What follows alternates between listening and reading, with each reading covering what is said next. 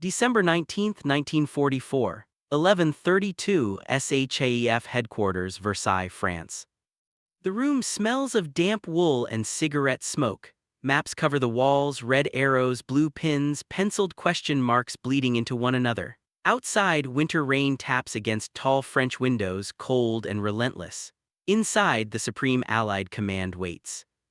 Dwight D. Eisenhower stands at the head of the table, hands resting flat on the map of Belgium. His jaw is tight. For 4 days now, German panzer divisions have ripped through the Ardennes, smashing American lines with a violence no one expected this late in the war. Bastogne is surrounded. Roads are choked with refugees, wrecked vehicles, and retreating infantry. Entire divisions are being bent backward. Then the door opens. General George S. Patton walks in without urgency, ivory-handled revolver at his hip, helmet tucked under his arm. His boots leave wet prints on the floor. He doesn't apologize for being late, he never does. You can feel it, the shift in the air. Some officers straighten, others bristle. Patton has that effect. Eisenhower looks up. "George," he says, voice calm but strained, "what can you do?" Patton steps to the table, eyes already scanning the map like he's reading something written between the lines. The Ardennes bulge. Bastogne, Third Army far to the south, pointed east, chasing Germans across the Saar. Patton doesn't hesitate. "I can attack in 3 days. The room goes silent. 3 days. Staff officers exchange glances. Someone actually exhales a laugh before catching themselves. Third Army is facing the wrong direction. Its corps are stretched across frozen ground, fuel depots scattered, roads barely passable. Snow is coming, ice already coats the forests. Turning an entire field army, over 250,000 men, thousands of vehicles, artillery, fuel convoys, wasn't a matter of will. It was mathematics, and the math said no. Eisenhower studies Patton carefully. "You mean you can start in 3 days?" Patton shakes his head. "No, sir, I mean I can attack in 3 days." Now the disbelief hardens. This isn't bravado, at least not the kind everyone is used to. Patton isn't pounding the table. He's calm, certain, as if the decision was made long before the question was asked. What no one in the room realizes yet is that Patton has already done something extraordinary. Weeks earlier, quietly, without orders, he had told his staff to draft contingency plans. If the Germans attacked north, Third Army would pivot north. If they attacked south, Third Army would pivot south. He had forced his planners to rehearse the impossible on paper so that, if the impossible happened, the orders would already exist. Now the impossible has happened. And Patton is the only man in the room who isn't surprised. Cut to the Ardennes. You can almost feel the cold before you see it. Snow clings to pine branches, sagging under its own weight. The roads are narrow, twisting, barely wide enough for 2 vehicles to pass. Wrecked trucks line the ditches, frozen monuments to retreat. Somewhere in the distance, artillery thumps, dull and relentless, shaking snow from the trees. American infantrymen stumble through knee-deep drifts, breath fogging the air, boots soaked, fingers numb. They don't know it yet, but they're fighting for time. Time for something, someone to move. Back at Third Army headquarters, Patton doesn't sleep. He prowls, issues orders, cancels leave, redirects fuel convoys mid-route.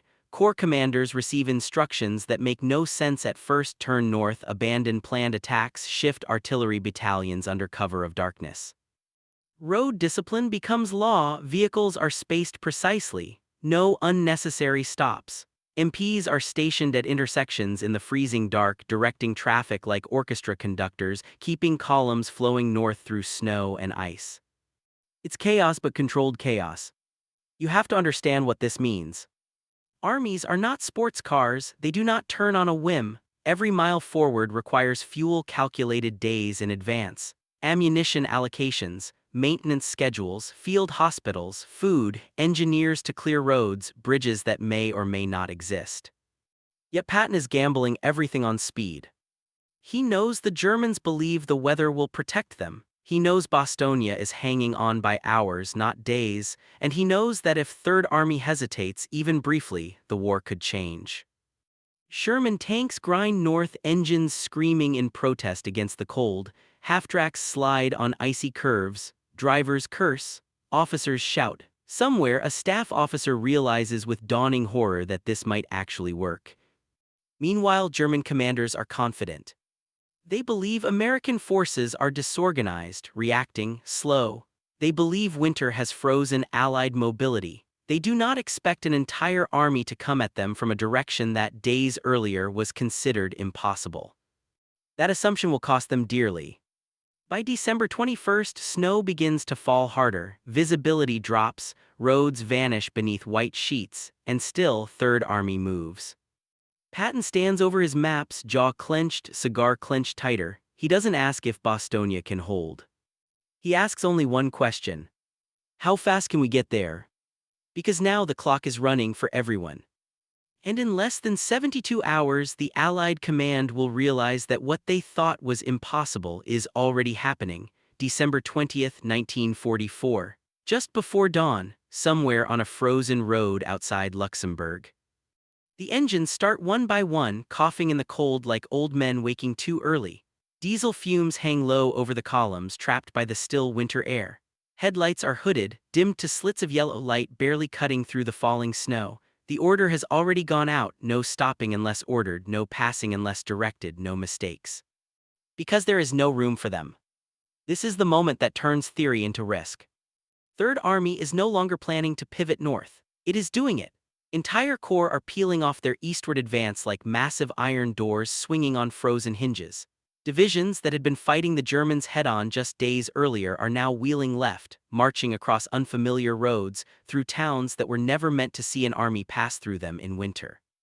You can almost hear the logistics officers whispering the same thought: this should be impossible. The weather alone should have stopped it. Snow thickens by the hour. Ice turns minor curves into death traps for 40-ton tanks. Fuel trucks slide into ditches. Wreckers strain and groan, dragging them free so the column can keep moving. And yet somehow it keeps moving. Patton's headquarters becomes a furnace of activity. Phones ring non-stop. Staff officers work with gloves on, fingers numb, pencils scratching across maps smeared with condensation. Orders are short now, brutally simple: move, adjust, move again. No lengthy explanations. No debates. Patton understands something many commanders never do: momentum is fragile. Once lost, it may never return. Military police stand in the dark at intersections, faces wrapped in scarves, arms raised, directing traffic like men guiding a river through a narrow gorge. Convoys snake through villages where civilians stare from doorways, stunned to see American armor flowing north instead of east. Somewhere near Ulm, a battalion commander radios in with a problem. His route is blocked by abandoned vehicles, frozen solid into the road. Patton's reply is immediate: push them off, I don't care how. Bulldozers shove wrecks into ditches, engineers blast ice with explosives, the road opens, the column continues. Meanwhile, inside Bostonia, time is running out. The 101st Airborne Division is surrounded. German artillery pounds the perimeter day and night. Ammunition is rationed. Medics work in cellars lit by flickering lanterns, amputating frozen limbs while shells shake dust from the ceilings. The Germans send a surrender demand. The reply is one word: nuts. But bravado doesn't stop artillery, and it doesn't stop tanks. Back at SHAEF, reports begin to filter in. Third Army units already on the move, distances covered that weren't supposed to be covered yet, roads cleared faster than expected, timetables, Patton's insane timetables, somehow being met. Eisenhower reads the updates twice, then a third time. This isn't supposed to be happening. Senior planners had estimated at least a week just to reorient Third Army. Fuel allocations alone should have taken days to untangle, and yet Patton's columns are already approaching jump-off points. How? The answer lies in preparation no one saw. Patton had stockpiled fuel closer to the front than regulations allowed, taking calculated risks that infuriated supply officers months earlier. He had drilled his drivers relentlessly on night movement. He had insisted on road discipline when others tolerated chaos. Those decisions, mocked in calm times, now pay dividends in crisis. German commanders, by contrast, are blind to what's coming. Their intelligence reports still describe American forces as disorganized, reeling, incapable of major maneuver in winter. They expect limited counterattacks, not a full-scale armored thrust. Patton is about to punish that assumption. On December 21st, he issues the final orders. The objective, Bostonia. The spearhead, Major General Hobart 4th Armored Division. The plan is simple in concept and brutal in execution. Drive straight into the southern shoulder of the German encirclement, punch through whatever stands in the way and reach the town before the defenders collapse. No flanking maneuvers, no slow build-up. Speed is everything.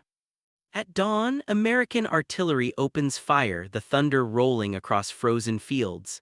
Infantry moves forward behind the barrage, boots crunching in the snow, tanks surge ahead, engines roaring, tracks clawing at the ice.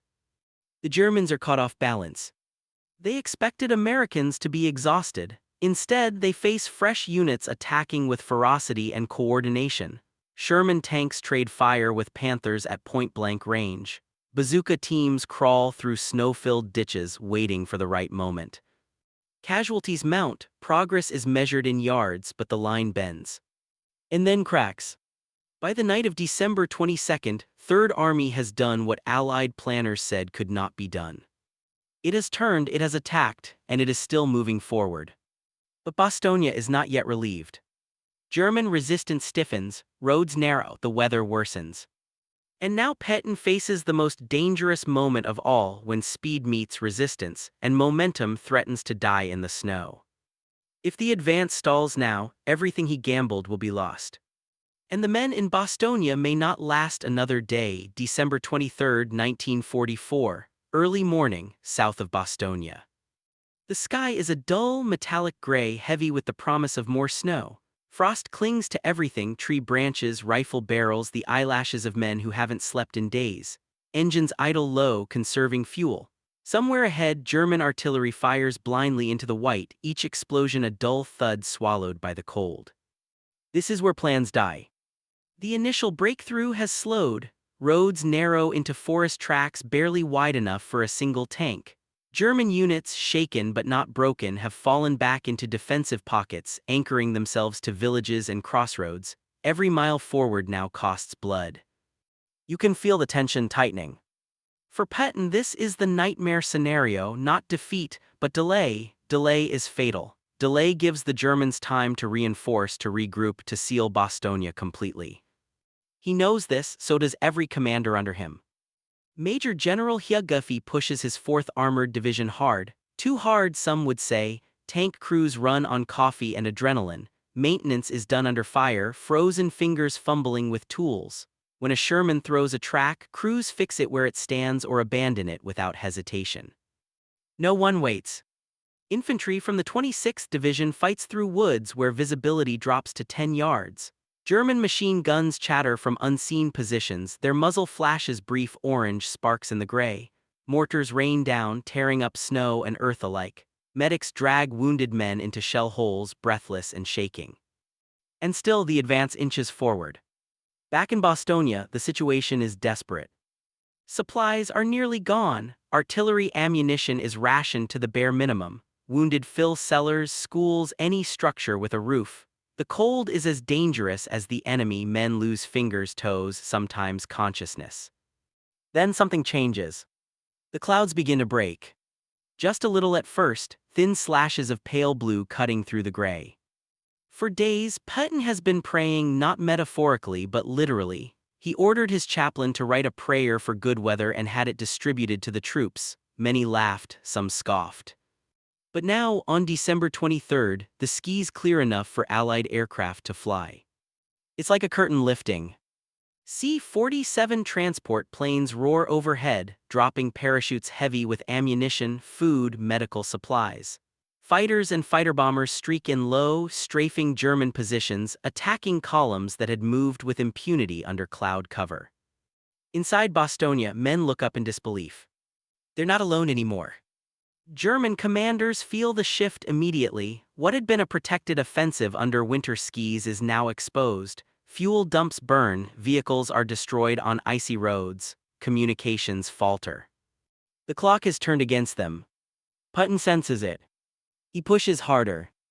Orders crackle over radios, advance without pause, exploit every opening, bypass resistance when possible. Artillery pounds German positions relentlessly, firing until barrels glow in the cold. On December 24th, Christmas Eve, 4th Armored reaches the outskirts of Assenois, a small village guarding one of the last approaches to Bastogne. German defenses are stubborn here, dug in, desperate. The fighting is brutal and close. Tanks duel at point-blank range along hedgerows buried in snow. Infantry clears houses room by room, casualties pile up, progress slows to a crawl. Night falls. Inside Bastogne, the men of the 101st Airborne brace for another night of shelling, unaware how close relief has come. Miles away, Patton studies his map under a dim light. He knows the margin now. Hours, not days. If Assenois holds, Bastogne may fall before morning. He issues the order. Take that village. No qualifiers, no conditions. Just take it.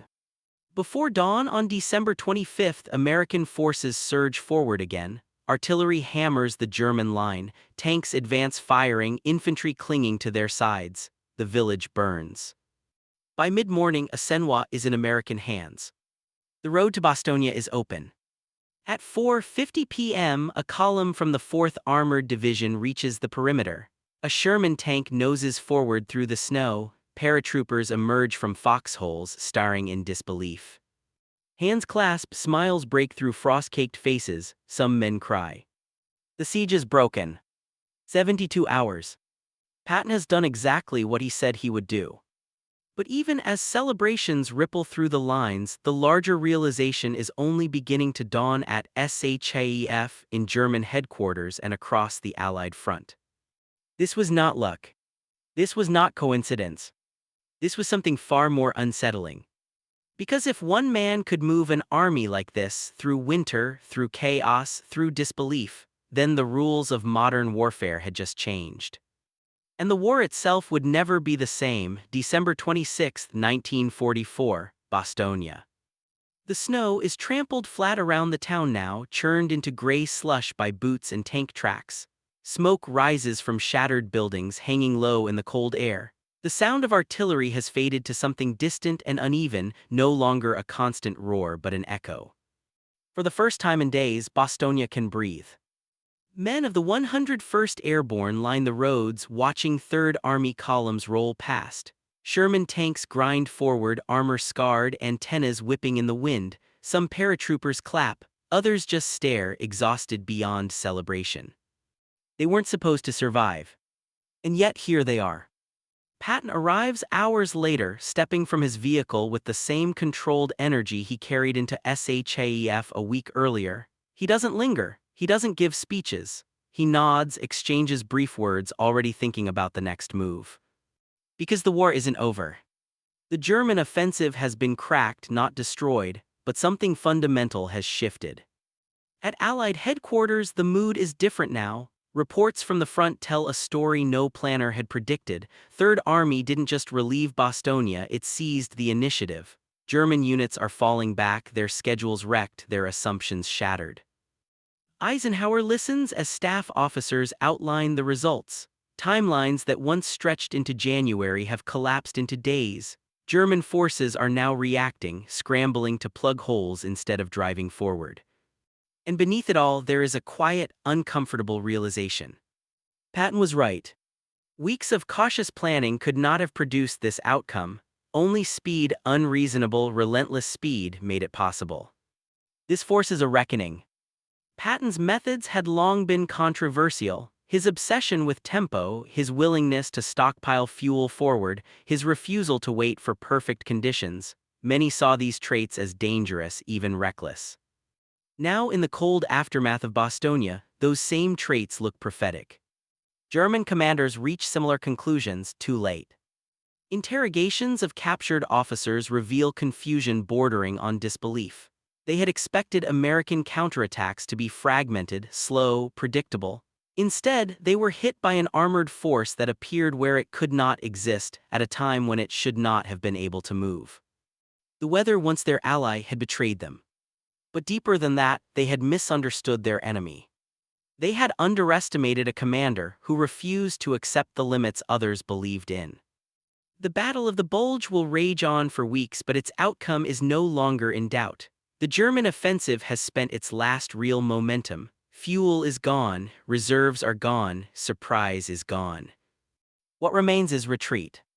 Patton pushes forward again, his army continuing to grind north then east, closing the bulge, compressing German forces into a shrinking pocket. The same principles apply: speed, pressure, no pauses longer than absolutely necessary.